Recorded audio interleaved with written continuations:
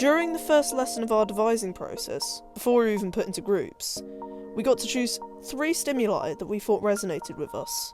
This then determined what group we would be put into, and of course, what stimulus the group would base their performance off of. Most of, if not all of the people in my group, chose this image as one of their options.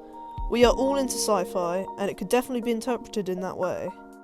When we sat down to think of ways to break down the stimulus, we wanted to keep an open mind, so we didn't have too much tunnel vision on one idea.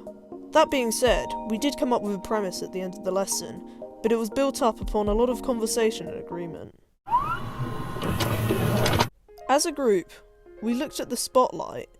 This beam of light seemed to have a lot of power over this small figure, which we thought looked like a child. I suggested to the group that this could represent how impotent our species could look compared to otherworldly creatures.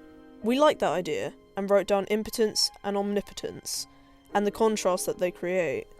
Looking again at the light, since Ted was going to be marked fully on lighting, we wanted to make lighting a large part of our play. So we thought of finding a way to create fear in the darkness. Going back to the subject of otherworldly creatures, we looked specifically at the light and the darkness that surrounded it. We thought of an aggressive alien species that could live in shadowy places, and how humanity would adapt to them if they were ever to invade Earth. This premise is very similar to a Doctor Who episode called Silence in the Library. This is not a shadow.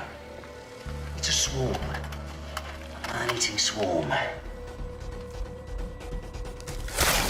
This similarity was brought up by the Doctor Who fanatics in our group, and we were all told to watch the episode for reference.